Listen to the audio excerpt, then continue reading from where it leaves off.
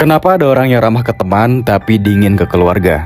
Dalam psikologi, ada fenomena menarik yang sering terjadi tapi jarang dipahami. Sebagian orang terlihat sangat hangat di luar rumah, mudah akrab, empatik, jadi tempat cerita bahkan disukai banyak orang. Namun saat pulang ke rumah, mereka justru berubah, lebih pendiam, datar, atau menjaga jarak dengan keluarga sendiri. Banyak yang menilai ini sebagai sikap tidak peduli atau kurang bersyukur. Padahal, dalam psikologi, sikap ini hampir selalu punya akar pengalaman emosional di masa kecil. Berikut beberapa pola yang sering ditemukan. Pertama, rumah bukan tempat aman untuk emosi. Sejak kecil, perasaan mereka sering diremehkan. Sedih dianggap berlebihan, marah dianggap tidak sopan. Akhirnya mereka belajar mengekspresikan emosi di rumah itu beresiko. Saat dewasa, teman justru terasa lebih aman karena memberi respons yang lebih manusiawi dan tidak menghakimi. Kedua, terbiasa dipaksa kuat sejak dini. Ada anak yang tumbuh dengan tuntutan untuk selalu mengalah, dewasa lebih cepat, dan menahan diri demi keluarga. Mereka jarang diberi ruang untuk lelah atau rapuh. Di luar rumah, mereka bebas jadi diri sendiri.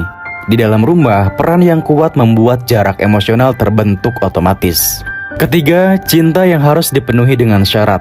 Perhatian baru datang saat mereka berprestasi, patuh, atau sesuai ekspektasi. Tanpa sadar, tertanam keyakinan, aku dicintai kalau aku memenuhi standar. Pertemanan terasa lebih hangat karena penerimaannya yang tidak bersyarat. Keempat, luka keluarga yang tidak pernah dibahas. Konflik dibiarkan menggantung, tidak ada klarifikasi, hanya diam dan menahan. Anak belajar bahwa berbicara justru bisa memperparah keadaan. Saat dewasa, mereka memilih bersikap dingin di rumah sebagai cara menghindari luka lama terbuka kembali. Kelima, hidup dalam perbandingan yang melelahkan.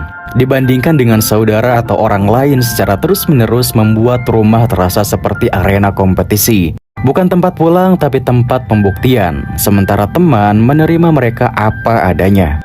Keenam, orang tua hadir secara fisik tapi tidak emosional.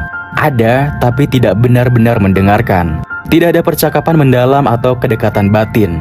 Akibatnya, kebutuhan emosional dicari di luar rumah dan keluarga terasa asing. Ketujuh, luka terdalam justru datang dari keluarga.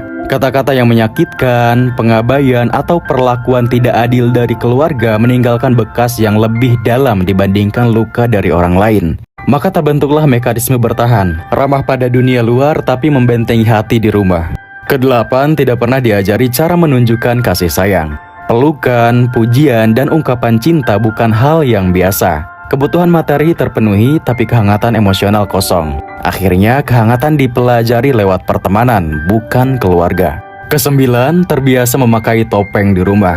Di rumah mereka harus jadi versi tertentu agar diterima. Minat, pendapat, bahkan jati diri sering ditekan. Dengan teman, topeng itu bisa dilepas.